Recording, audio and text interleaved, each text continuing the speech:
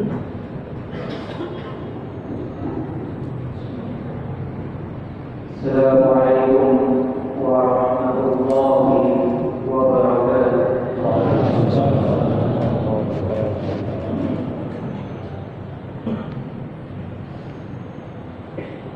Allahu Akbar, Allahu Akbar.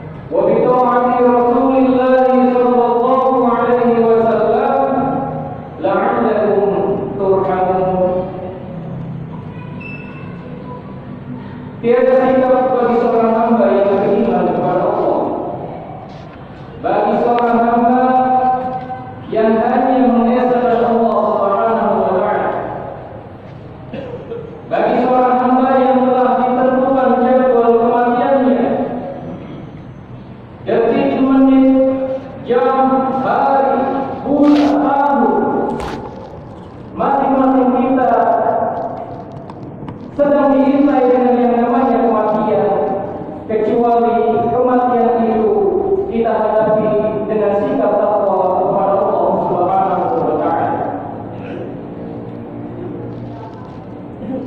Mematuhi melaksanakan apa yang telah diperintah oleh Allah dan Rasul-Nya, serta menjauhkan diri dengan semaksimal mungkin dari apa yang telah dilarang oleh Allah dan Rasul-Nya. Maka alhamdulillah, bersyukur pada hari yang cerah ini,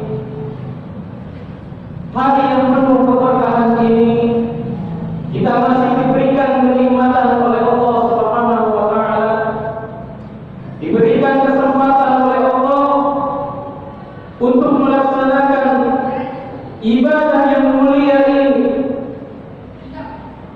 Ibadah setiap bulan bagi seorang mukmin yang beriman kepada Allah dan Rasul-Nya, yakni melaksanakan sholat Jumat secara berjamaah di tempat yang mulia ini. Mungkin ibadah detik, menit, amal yang kita laksanakan hari ini sangat dirindu-rindukan oleh mereka yang sedang mengalami musibah, diberikan satu anugerah berupa penyakit, yang sedang berjuang di rumah sakit, atau diberikan penyakit di rumah masing-masing, sehingga mereka semua tidak mampu melangkahkan kakinya untuk melaksanakan sholat Jumat berjamaah seperti kita ini. Bisa juga ibadah yang kita laksanakan hari ini sangat dirindukan oleh mereka yang hari ini sedang dijajah, sedang ditindas, sedang dilukai, bahkan dibunuh oleh jihad Israel laknatullah alaihi. Semuanya hancur, tempat ibadahnya hancur, rumah yang selalu dilindunginya pun hancur. Akhirnya mereka semua mungkin sudah tidak mampu melaksanakan sholat Jumat berjamaah seperti sekarang ini. Maka hadirin jamaah rahimani wa rahimakumullah, haruslah kita optimalkan di waktu-waktu yang diijabah oleh Allah Subhanahu wa taala seperti sekarang ini, agar ibadah yang kita kerjakan diterima oleh Allah Subhanahu wa taala. Masyaallah muslimin, hadirin sidang Jumat rahimani wa rahimakumullah. Seiring dengan perkembangan teknologi yang amat sangat canggih, yang amat sangat modern, teknologi apapun telah kita rasakan, sehingga semua kemudahan juga kita rasakan. Namun ibadah Allah, seiring dengan perkembangan teknologi yang amat sangat canggih ini, justru menurunkan kesadaran bagi seorang mukmin khususnya tentang mencari rezeki yang halal. Banyaknya CCTV, makin banyak pula pencurian, pembegalan di mana-mana,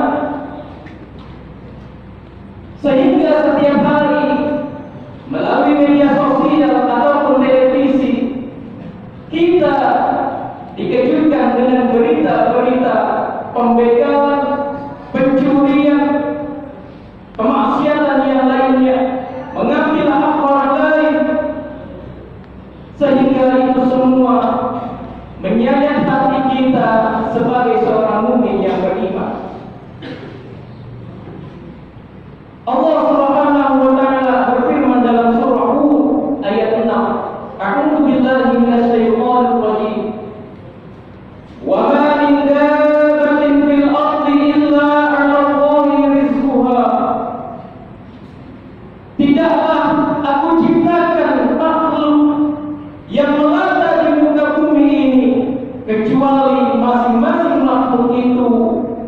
ada rezekinya.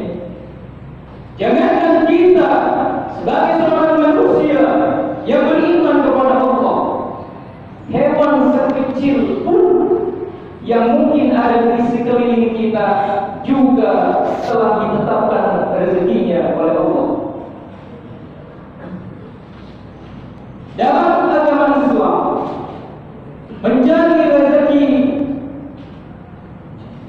dalam bidang apapun, dalam usaha apapun diperbolehkan, bahkan diwajibkan bagi seorang kepala rumah tangga seperti suami agar dia mencari nafkah dengan bersungguh-sungguh dan memberikan nafkahnya kepada keluarganya. Namun ibadah Allah, tidak sembarang rezeki, tidak sembarang harta yang harus kita dapatkan melalui cara-cara kemaksiatan kepada Allah, melalui cara-cara kezaliman kepada manusia, dengan merampok, merampas, mencuri, mengkorupsi, sehingga itu semua, rezeki itu semua didapatkan dengan cara yang tidak baik. Padahal Allah Subhanahu wa taala sudah menginformasikan kepada kita semua dalam surah Al-Baqarah ayat 168. A'udzu billahi minasyaitonir rajim. Ya ayyuhan nas kulu mimma fil ardi halalan thayyiban wa la tattabi'u khutuwati syaitan innahu lakum aduwwun mubin. Kata Allah, hai manusia, makanlah, minumlah, carilah harta halal dan thayyibah dengan cara yang halal dan baik. Wala tattabi'u khutuwati syaitan, dan janganlah kau sekali-kali mengikuti langkah syaitan. Innahu lakum aduwwun mubin, karena setan itu adalah musuh yang nyata bagimu. Inilah yang Allah Subhanahu wa taala wanti-wanti kepada setiap makhluknya agar ketika dia mencari rezeki, rezeki yang halal, rezeki yang berkah, rezeki yang diridhai oleh Allah Subhanahu wa taala, sehingga rezeki itu bukan hanya bisa dimanfaatkan untuk badannya sendiri, tapi juga untuk keluarga-keluarganya, untuk saudara-saudaranya, bahkan untuk orang-orang yang membutuhkan, mereka bisa memberikan. Tapi manakala ibadah Allah, ketika rezeki itu dicari dengan yang tidak halal, tidak baik, melakukan kezaliman kepada setiap manusia,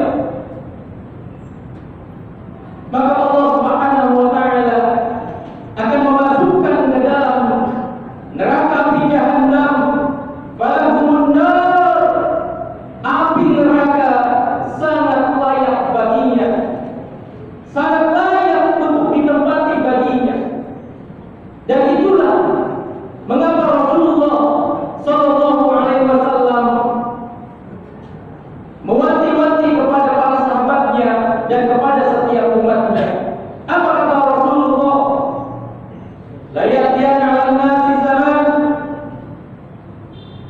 la yuqalu al-mar'u bima akhadha al-mal. Kata Rasulullah, satu saat nanti akan datang satu masa yang dimana setiap manusia sudah tidak peduli lagi dia mencari rezeki. Amin halal, amin haram. Apakah rezeki itu yang halal ataukah rezeki itu yang haram? Bahkan na'udzubillah tsumma na'udzubillah min dzalik, ada yang mengatakan, ngapain capek-capek mencari rezeki yang halal, karena rezeki yang haram sudah mulai kehabisan. Allahu akbar. Inilah yang Rasulullah SAW wanti-wanti. Beliau mengatakan 14 abad yang lalu akan ada satu zaman di mana zaman itu adalah semua manusia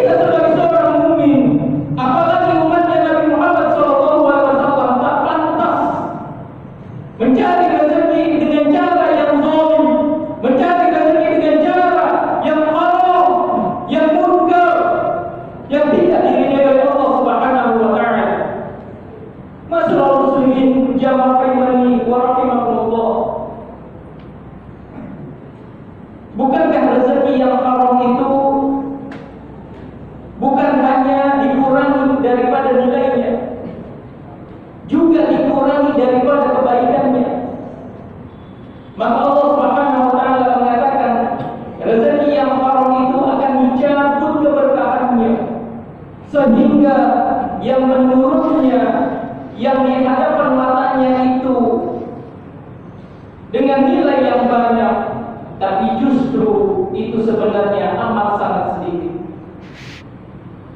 Coba perhatikan mereka yang mencari rezeki yang haram, punya harta di mana-mana, tabungannya bermiliar-miliar, tapi Allah cabut keberkahannya. 5 tahun dia mengumpulkan harta, hanya dalam 1 menit semua hartanya itu bisa ludes, bisa habis, karena Allah cabut keberkahannya daripada rezeki tersebut. Lalu bayangkan ibadah Allah, ketika kita sebagai seorang kepala keluarga dalam rumah tangga, mempunyai seorang istri, beberapa anak, yang anak dan istri itu harus senantiasa kita berikan nafkahnya. Kemudian kita sebagai seorang suami mencari rezeki, mencari harta, tapi dengan cara yang zalim, dengan cara yang munkar, dengan cara yang haram. Lalu kemudian kita dapatkan itu harta, lalu kita berikan itu harta kepada istri kita, kepada anak kita, kepada keluarga kita, kepada saudara-saudara kita. Kata Allah, mereka itu sebenarnya ya, di dunia mereka saling mengasihi, di dunia mereka saling menyayangi, di dunia mereka saling bahagia. Tapi ketika kelak di akhirat nanti,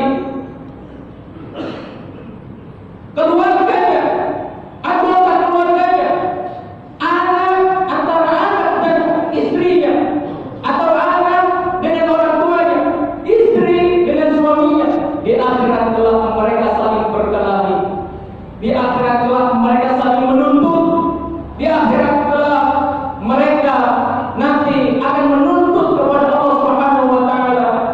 Wahai Allah,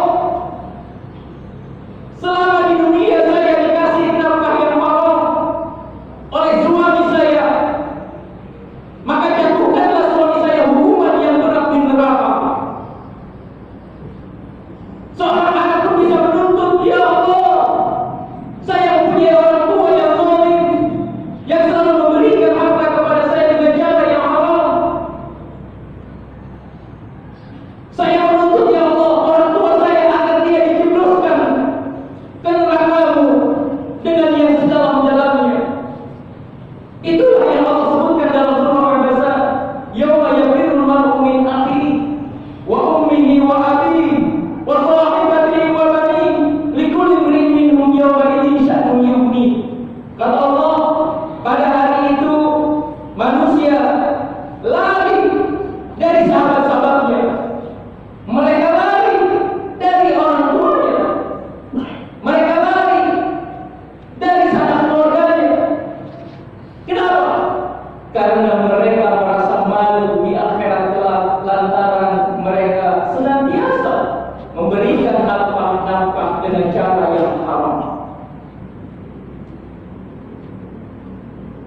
Dan bahayanya manusia yang dia senantiasa mencari nafkah yang haram, kemudian dia masukkan ke dalam mulutnya, lalu kemudian masuk ke dalam perutnya, di dalam perut diproses dengan cara yang amat sangat maksimal, kemudian makanan itu menjadi darah, lalu kemudian darah itu menjadi daging, daging itu senantiasa mengendap di dalam tubuhnya. Kata Allah Subhanahu wa taala, mereka yang menumbuhkan dagingnya dari makanan-makanan yang haram, maka mustahil baginya untuk aku kabulkan semua doanya. Itulah yang Rasulullah SAW sebutkan. Apa kata Rasulullah? Satu hari ada satu pemuda yang dia terlihat dari perjalanan yang amat sangat jauh. Kemudian pemuda itu masuk ke dalam rumah ibadah.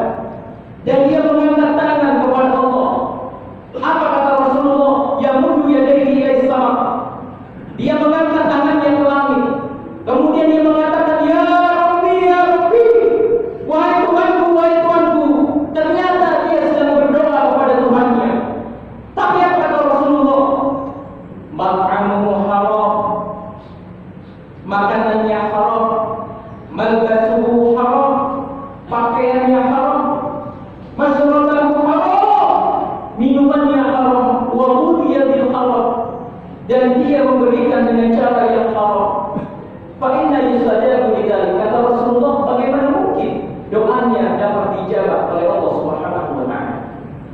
Allahu akbar. Mungkin kita bangga kepada Allah di dunia, haji berkali-kali, umroh berkali-kali, ibadah-ibadah yang lainnya selalu kita kerjakan. Tapi apakah semua ibadah itu dapat menyelamatkan kita ketika kita mengalami kesulitan di akhirat kelak? Apakah jangan-jangan ibadah yang kita kerjakan yang mungkin menurut kita ini banyak, justru semua ibadah tidak dapat diterima oleh Allah Subhanahu wa taala? Kenapa? Lantaran ada daging yang tumbuh dari makanan atau minuman yang haram. Barakallahu fi wal Al-Qur'anil Azim wa nafa'ani wa iyyakum bima fihi min al-ayati wa dhikril hakim wa taqabbal minni wa minkum tilawatahu innahu sami'un 'alim. Aqulu qawli hadza wa astaghfirullah li wa lakum wa li sa'iril muslimina wal muslimat fastaghfiruhu innahu huwal ghafurur rahim.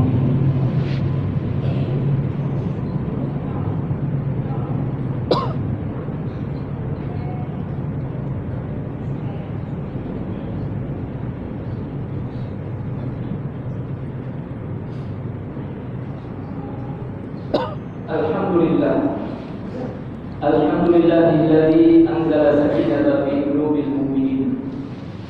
Asyhadu an la ilaha illallah wahdahu la syarika lahu wa asyhadu anna Muhammadan 'abduhu wa rasuluhu alladzi la nabiyya wa la rasula ba'dahu. Ma'asyiral muslimin jamaah rahimani wa rahimakumullah. Satu ketika Abu Bakar As-Siddiq radhiyallahu anhu menerima seorang tamu dengan membawa makanan. Kemudian Abu Bakar As-Siddiq radhiyallahu anhu menerima makanan tersebut. Lalu kemudian disuguhkan makanan itu di satu tempat, bersama-sama dia makan hingga akhirnya masuk ke dalam perutnya. Kemudian seorang tamu itu berkata kepada Abu Bakar As-Siddiq, "Wahai Abu Bakar, tahukah engkau makanan itu adalah makanan yang syubhat, makanan yang tidak jelas mana yang halal mana yang haram, makanan yang tidak jelas sifatnya, apakah dia itu yang halal ataukah dia yang haram?" Kemudian Abu Bakar As-Siddiq dengan secara spontan memasukkan jarinya hingga ke rongga-rongga mulutnya, hingga akhirnya memuntahkan itu makanan, sampai akhirnya makanan itu semuanya meluap. Kalau kita melihat ini ibadah Allah, para sahabat sangat wala-wala dalam masalah harta yang halal, harta yang haram, harta yang munkar, harta yang syubhat. Semua mereka senantiasa berhati-hati dalam mencari harta. Dan kita sebagai umatnya Nabi Muhammad SAW harusnya senantiasa juga melakukan kehati-hatian dari mana harta itu kita peroleh, dengan cara apa harta itu kita peroleh, agar semua harta yang kita miliki, harta yang kita berikan untuk nafkah keluarga kita, senantiasa mengundang keberkahan dari Allah Subhanahu wa taala. Walaupun harta itu hanya 1.000 rupiah, kalau itu dia halal, maka Allah akan turunkan keberkahan sehingga yang 1.000 itu di mata kita bisa banyak. Tapi justru mana yang haram, harta yang haram, jika Allah cabut keberkahannya, walaupun harta itu 1 miliar ada di dalam rumah kita, tapi ketika Allah cabut keberkahannya, kemudian Allah tumpukan kebutuhan-kebutuhannya, yang tadinya sehat menjadi sakit, yang tadinya pintar menjadi bodoh, yang tadinya tidak punya penyakit apa-apa, tahu-tahu besoknya dioperasi dengan mengeluarkan harta lebih banyak daripada tabungan yang ada di dalam rumah kita. Inilah tidak adanya keberkahan karena mungkin harta yang kita dapatkan diperoleh dengan cara-cara yang tidak diridhoi oleh Allah Subhanahu wa taala. Masyaallah muslimin jamaah rahimani wa rahimakumullah. Mudah-mudahan dengan khutbah yang singkat ini kita bisa mengambil hikmah daripada kita semua agar kita senantiasa menjaga kehati-hatian memperoleh harta dengan harta yang halal dan baik, sehingga Allah Subhanahu wa taala menurunkan keberkahan untuk kita, untuk keluarga kita, untuk saudara-saudara kita, bahkan untuk Indonesia ini. Innallaha wa malaikatahu yusholluna 'alan nabi ya ayyuhalladzina amanu shallu 'alaihi wa sallimu taslima. Allahumma shalli ala Muhammad wa ala ali Muhammad kama shallaita ala Ibrahim wa ala ali Ibrahim wa barik ala Muhammad wa ala ali Muhammad kama barakta ala Ibrahim wa ala ali Ibrahim innaka Hamidum Majid. Allahumma ighfir lil muslimina wal muslimat wal mu'minina wal mu'minat al ahya'i minhum wal amwat innaka sami'un qaribun mujibud da'wat fa ya qadiyal hajat. Allahumma qina bi halalika wa qina bi fadlika amman siwa. Allahumma qina bi halalika an haramika wa qina bi fadlika amman siwa. Allahumma 'izzal islam wal muslimin wa dhil syirka wal musyrikin wa damir a'da'aka a'da'a ad-din. Allahumma farij jam'ahum wa shaddid shamlahum innaka 'ala kulli shay'in qadir. Allahumma ansur ikhwanana al-mujahidin al-muslimin fi Palestin. Allahumma ansur ikhwanana al-mujahidin al-muslimin fi Palestin. Allahumma ansur ikhwanana al-mujahidin al-muslimin fi Palestin, fi Suriah, fi Afghanistan, fi Iraq, fi Yaman innaka 'ala kulli shay'in qadir. Allahumma taqabbal minhum syuhada. Allahumma taqabbal minhum syuhada. Allahumma taqabbal minhum syuhada wa irfa'na bi anwarihim wa 'ulumihim wa anfa'ihim innaka 'ala kulli shay'in qadir. Rabbana zalamna anfusana wa illam taghfir lana wa tarhamna lanakunanna minal khasirin. Rabbana la tuzigh qulubana ba'da idh hadaytana wa hab lana min ladunka rahmatan innaka antal wahhab. Rabbana hab lana minas shalihin. Rabbana hab lana minas shalihin. Rabbana hab lana minas shalihin. Rabbana atina fid dunya hasanah wa fil akhirati hasanah wa qina adzaban nar. Walhamdulillahi rabbil alamin. Ya Allah, inna ma ya'muru bil 'adli wal ihsan wa ita'i dhil qurba